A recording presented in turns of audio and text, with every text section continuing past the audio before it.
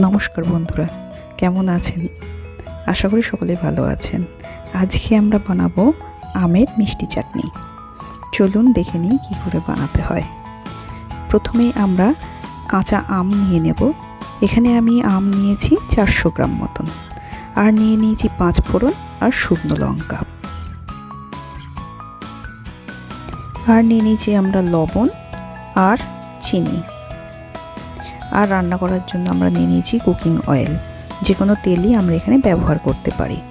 প্রথমে আমরা একটা প্যান নিয়ে নেব, তার মধ্যে আমি 1 টেবিল স্পুন মতন তেল দিয়ে দিয়েছি।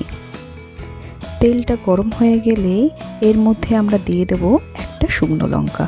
শুকনো লঙ্কাটা আমি 2 টুকরো করে তেলের উপর দিয়ে দিয়েছি, আর দিয়ে দিয়েছি 1/4 টিস্পুন 5 ফোড়ন। এই দুটো মশলা খুব ভালোভাবে ভাজা হয়ে গেলে একটু নেড়ে চেড়ে নিতে হবে। খুব সুন্দর একটা স্মেল বেরোবে এই শুকনো লঙ্কার 5 ফোড়নের। তখন আমরা দিয়ে দেব কাঁচা আমগুলো। আমি এখানে কাঁচা আমগুলো খোসা ছাড়াইনি, কারণ কাঁচা আমগুলো খুবই কচি। খোসা ছাড়িয়ে যদি আমরা আমের চাটনি করতে যেতাম তাহলে একেবারেই গলে যেত, তাই আমি খোসাগুলো ছাড়াইনি। আপনারা চাইলে আপনারা খোসা ছাড়িয়ে নিতে পারেন। এরপর আমি দিয়ে দেবো এর মধ্যে 1/4 টিস্পুন লবণ আর 1/4 টিস্পুন হলুদ। লবণ আর হলুদ দেওয়ার পরে খুব ভালো করে আমাকে নেড়ে চেড়ে নিতে হবে, যাতে কড়াইয়ের মধ্যে লেগে না যায়।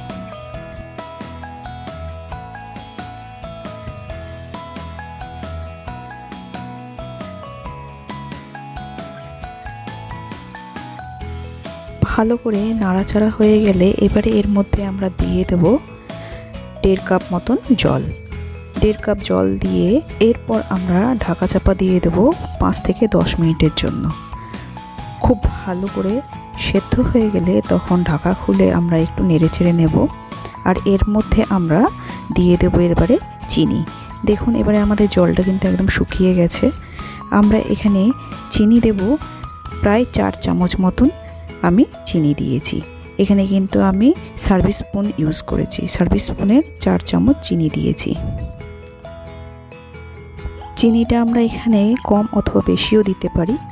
আমি এখানে 4 চামচ মতনই চিনি ইউজ করেছি। চিনিটা ভালো করে নেড়ে চেড়ে দিয়ে আবার আমি 3-4 মিনিটের জন্য ঢাকা দিয়ে দেবো, যাতে করে চিনিটা সম্পূর্ণ গলে যায়। 3-4 মিনিট পরে আমরা ঢাকা খুললেই দেখতে পাবো চিনি একদমই মেল্ট হয়ে গেছে, আর সুন্দর একটা গ্রেভি টেক্সচার এসে গেছে। একেবারে পাতলাও নেই, একেবারে খুব ঘনও নেই। এবারে আমাদের চাটনি হয়ে গেছে। আমরা কিন্তু চাটনিটা এবারে নামিয়ে নেব। একটা বোলের মধ্যে আমি সমস্ত চাটনিটাই নামিয়ে নিচ্ছি। এবারে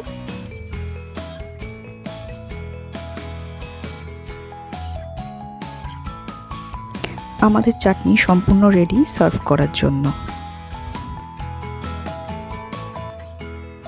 আজকের ভিডিওটি কেমন লাগলো অবশ্যই কমেন্ট করে জানাবেন।